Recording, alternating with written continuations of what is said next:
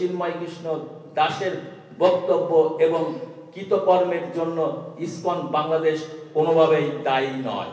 অনেক মাস আগেই প্রবর্তক শ্রীকৃষ্ণ মন্দিরের অধ্যক্ষ লীলারাজ গৌর দাস, স্বতন্ত্র গৌরাঙ্গ দাস এবং চট্টগ্রামস্থ পুণ্ডরিক ধামের অধ্যক্ষ চিন্ময় কৃষ্ণ দাসকে সাংগঠনিক শৃঙ্খলা ভঙ্গের দায়ে ইসকনের সাংগঠনিক পদ পদবী সহ ইসকনের যাবতীয় সাংগঠনিক কার্যক্রম থেকে অব্যাহতি দেওয়া হয় এবং উল্লেখ করা হয় যে তাদের দ্বারা সংগঠিত কার্যক্রম ইসকনের কার্যক্রম নয়।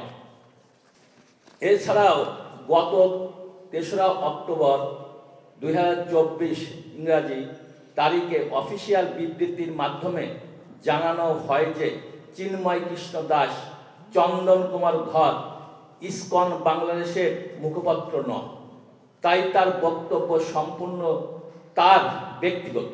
অতএব লীলারাজ গৌর দাস, স্বতন্ত্র গৌর দাস ও চিন্ময় কৃষ্ণ দাসের বক্তব্য এবং কৃতকর্মের জন্য ইসকন বাংলাদেশ কোনোভাবেই দায়ী নয়। ইসকনের নীতি ও আদর্শ। ইসকন বাংলাদেশ একটি আন্তর্জাতিক ধর্মীয়, অরাজনৈতিক, সামাজিক ও মানবিক সংগঠন। আমাদের মূল লক্ষ্য হল ভগবদ্গীতার আদর্শ, শান্তি, সম্প্রীতি ও নৈতিকতা ও মানবতার শিক্ষা প্রচার করা।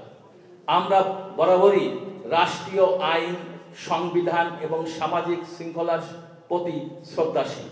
আমাদের কার্যক্রম সর্বদা মানবতার কল্যাণে নিবেদিত, যা ভ্রাতৃত্ব ও সহমর্মিতা এবং সমতার ভিত্তিতে পরিচালিত হয়। ইসকন বাংলাদেশ কখনই কোনো ধরনের সাম্প্রদায়িক বা সংঘাতমূলক কর্মকাণ্ডে জড়িত নয় এবং ভবিষ্যতেও এর ব্যতিক্রম হবে না। আমাদের সংগঠন সবসময় সমাজে ঐক্য, সৌহার্দ্য ও ভ্রাতৃত্ব প্রতিষ্ঠার লক্ষ্যে কাজ করে আসছে। আমাদের আহ্বান, আমরা সরকার, প্রশাসন, গণমাধ্যম ও দেশবাসীর প্রতি উদাত্ত আহ্বান জানাই।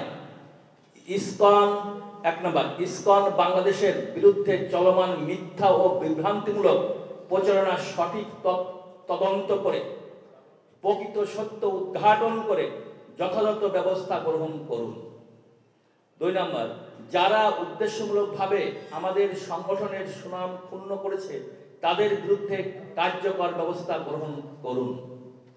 ধর্মীয় সহনশীলতা বজায় রাখুন এবং দেশের শান্তি শৃঙ্খলা রক্ষার্থে যে কোনো প্রকার উস্কানিমূলক কর্মকাণ্ড থেকে বিরত থাকুন।